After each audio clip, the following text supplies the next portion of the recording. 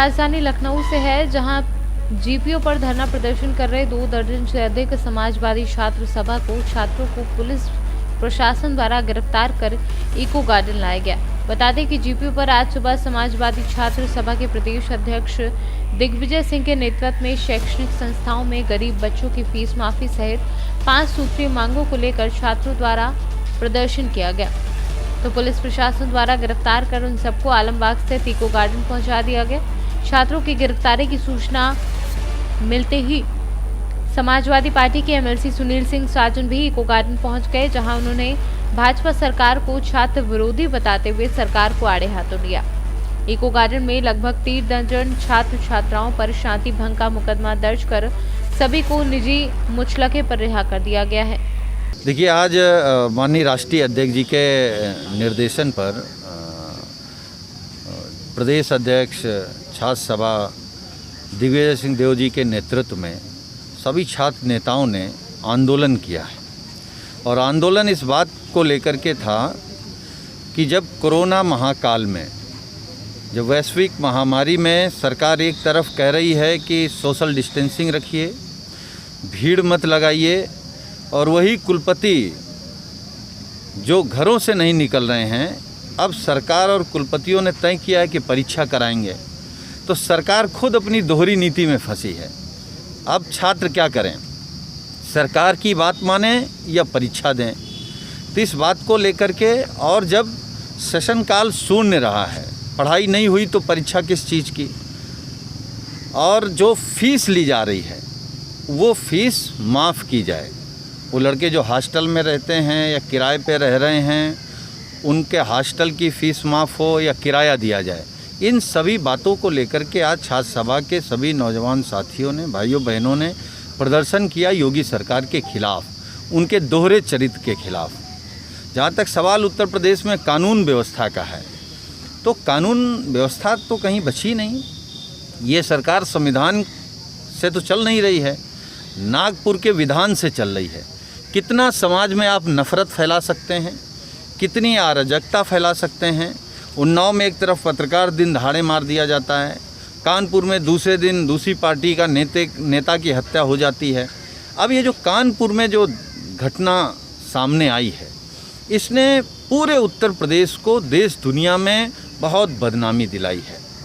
जहाँ पर सबसे ज़्यादा सुरक्षित लड़कियाँ मानी जाती हैं, जब दूसरी जगहों से, दूसरे अपराध से या किसी कारणवश जब सरकार को लगता है कि इनको सुरक्षित रखना है, तब वहाँ भेजी जाती हैं। अब वहाँ पर इतने बड़े पैमाने में कोरोना है, जो बहनें नाबालिग हैं वो प्रेग्नेंट हैं, तब सरकार बताए ना कि आखिर ये घटनाएं कैसे हुई, वहाँ कौन आता जाता था। ये सरकार के सामने बड़ा सवाल है।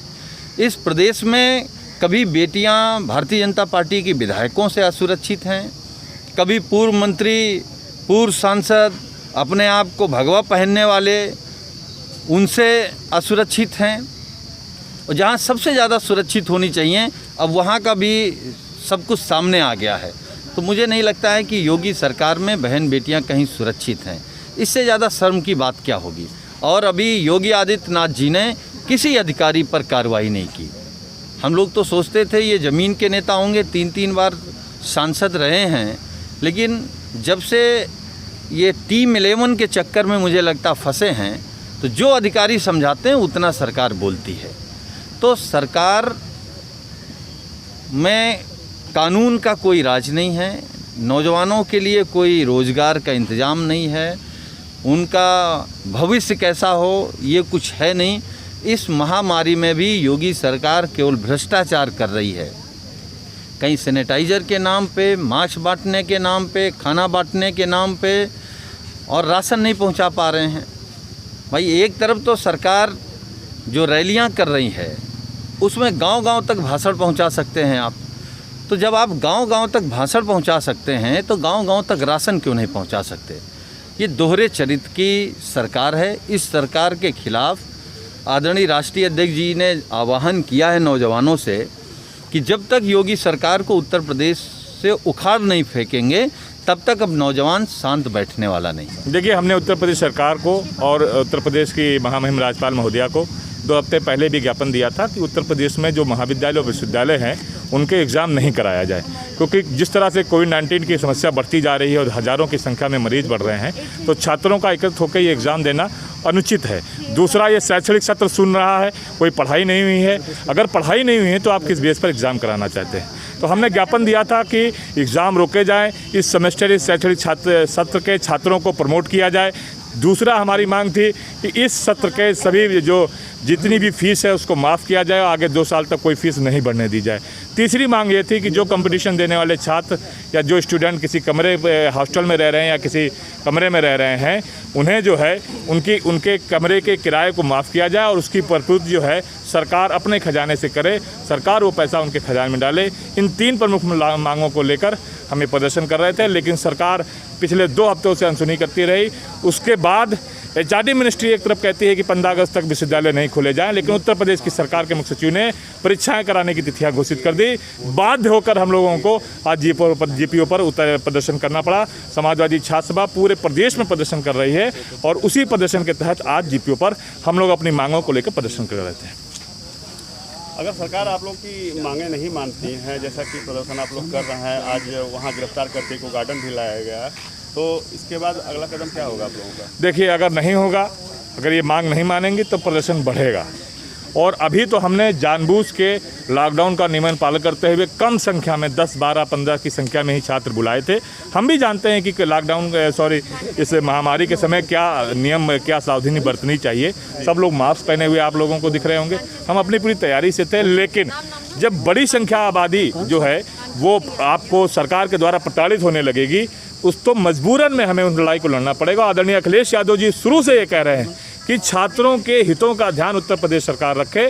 अब इसके लिए जान की बाजी लगा कर लड़ना पड़े, हम लड़ाई लड़ेंगे, लेकिन छात्र हितों की मांगों को पूरा करेंगे। इस दिशा में राष्ट्रीय अध्यक्ष जी का क्या निर्देश है? देखिए, आदरणीय अखिलेश यादव जी पहले दिन से कर रहे हैं। कई बार उन्होंने उसके समाचार पत्रों के माध्यम से, ट्विटर के माध्यम से कई बार ये आवाज़ उठाई है कि जो छात्र हैं उनकी फ़ीस और किस तरह से उनके कमरों के किराए और किस तरह से एग्जामिनेशन उनका टाल कर उन्हें प्रमोट किया जाए, ये बात कहते आए हैं।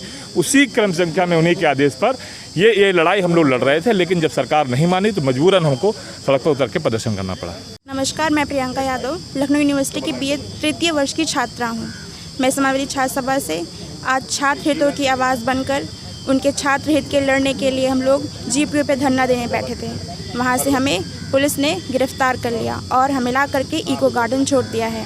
हम लोगों के साथ जिस तरह पुलिस ने ये व्यवहार किया है, ये बहुत तानाशाही है। हम इस सरकार के रवैये को बिल्कुल भी सहन नहीं करेंगे और आगे अपने छात्र हितों की आवाज़ के लिए लड़ते रहेंगे। जैसे कि MHRD और UGC ने कहा है कि स्टेट यूनिवर्सिटीज़ को इंडिपेंडेंसी दे दी गई है कि वो अपने अकॉर्डिंगली एग्ज़ाम्स कराएं, जिस तरह उनके यहाँ माहौल हो उस तरह देखकर वो करें। लेकिन यहाँ पे जब लगातार यूपी में कोरोना केसेस बढ़ रहे हैं, जब आज कोरोना संक्रमण मरीजों की संख्या आज 4 लाख से करीब पार कर गई है और जो मौत की संख्या है वो 13,000 के अधिक क्रॉस कर रही है, फिर भी लोग, ये सरकार चाह रही है कि छात्र भीड़ में आए, परीक्षा दे और अपनी जान जोखिम में डालें। उन्हें छात्रों की बिल्कुल चिंता नहीं है। जब आज पब्लिक फंडेड यूनिवर्सिटीज़ में सही तरीके से वाटर एंड सैनिटेशन की फैसिलिटीज़ नहीं है, तो आप कैसे कह सकते हैं कि आपको प्रॉपर सैनिटाइजेशन और मास्क अवेलेबल वहाँ पर होगा? ये बिल्कुल भी गलत बात है। इस तरह सरकार को नहीं करना चाहिए। और दूसरी बात ये, आज कोरोना महामारी के दौरान हम लोग वैश्विक महामारी में हम लोग इकोनॉमिक डिस्ट्रेस से गुजर रहे हैं। आज जितने इनफॉर्मल वर्कफोर्स के लेबर सेक्टर के मजदूर हैं, उन्होंने अपनी नौकरी खो दी है, उनके पास वेजेस नहीं, उनके पास सैलरी नहीं आ रही है, वो कैसे अपने बच्चों का फ़ीस भरेंगे? ये सोचने की बात है। वो उनके पास आज खाने तक को है नहीं, तो वो कैसे फ़ीस भरेंगे? कैसे अपने उस गांव, दूरगामी गांव से इस शहर लखनऊ तक आएंगे? भीड़, एक ट्रेन बुक करेंगे, एक बस से आएंगे, वो उनके लिए बिल्कुल भी असंभव है। तो हम यही चाहते हैं कि ये एग्ज़ाम्स पूरी तरीके से कैंसिल हो, छात्रों को अगली कक्षा में प्रमोट कर दिया जाए और जो अंतिम वर्ष के छात्र हैं उन्हें अपनी डिग्री दे दी जाए, क्योंकि ये बिल्कुल भी उचित समय नहीं है कि परीक्षा को कंडक्ट कराया जाए। तो अगर सरकार हमारी बातें नहीं मानती है तो हम लोग वापस से अपनी आवाज़ को बुलंद करते रहेंगे और इनकलाब जिंदाबाद, जय समाजवाद। लखनऊ से सीनियर संवाददाता उमेश विश्वकर्मा की रिपोर्ट।